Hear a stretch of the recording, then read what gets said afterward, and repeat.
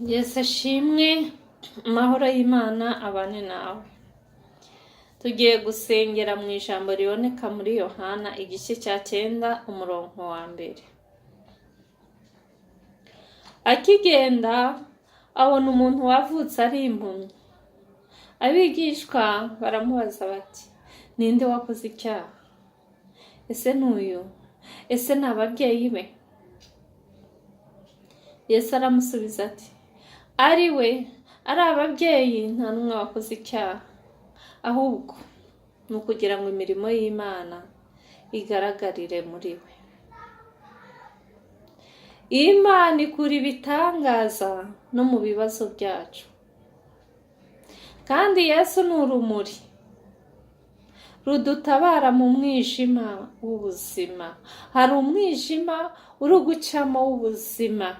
Yesu muri uwo mwijima, muri ubwo buzima uri kunyuramo bugoye, arashaka kugaragaza icyubahiro cye, arashaka gukuramo igitangaza muri iyo mibabaro. Nta kibazo gikomeye, nta mwijima w'ubuzima Yesu atabasha kugukuramo. Nubaho.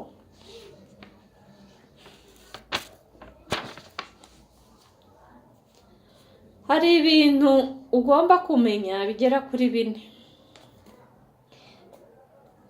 Uri mu kibazo ntuzabyibazeho cyane. Menya ngo Imana ntireba ikibazo gusa. Kuri kubabara irabireba nibyo, ariko si byireba gusa, ahubwo ireba umugambi wayo mu kibazo. Muri icyo kibazo uri kunyuramo, Imana irareba umugambi ifite muri icyo kibazo. Aho abantu babona gucika intege, Yesu ahabona iki? Ahabona uburyo bwo guhindura ubuzima. Icyo kibazo urakivamo uhindurirwa ubuzima, udakomeza kuba kwa kundi wari umeze. Icya kabiri, menya ngo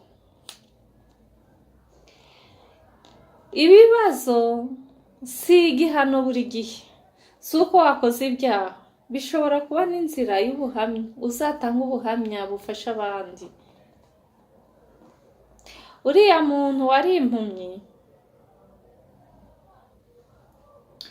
Yesu yavuze ko nta cyaha yakoze, ndetse n'ababyeyi be nta cyaha bakoze, ahubwo ari ukugira ngo iyi mirimo y'Imana igaragarire muri we. Menya ngo icyo kibazo uri kunyuramo, wikwirirwa wirenganya. Ntabwo buri gihe, icyakora hari igihe haba ari n'icyaha, ariko ntabwo buri gihe hari icyaha. Buri gihe si igihano, ahubwo hari igihe ubinyuramo kubera ko imirimo y'Imana, Imana ishaka kuyigaragaza.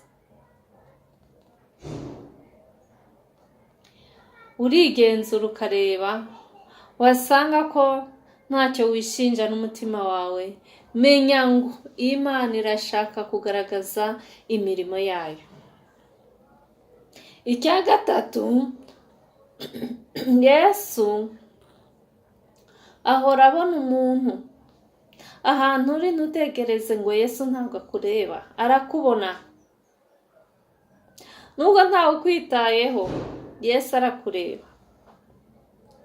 Witekereza ngo Yesu ntakikumva, Yesu ntakureba, arakureba.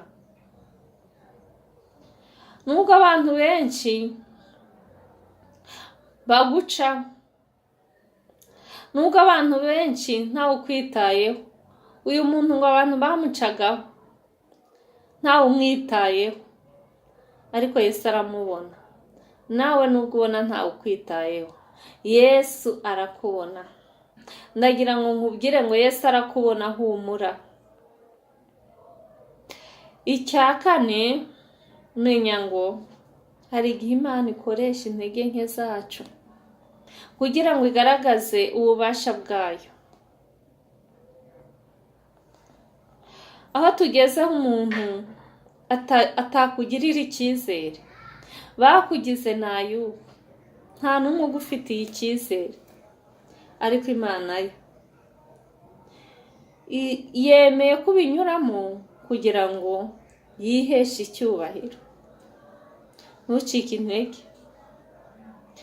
muri ibyo bibazo urimo, wicika intege. Hari aho Imana ishaka kugaragaza imbaraga zayo. Imana igufiteho umugambi mwiza, wicika intege. Imana irashaka kugaragaza icyubahiro cyayo.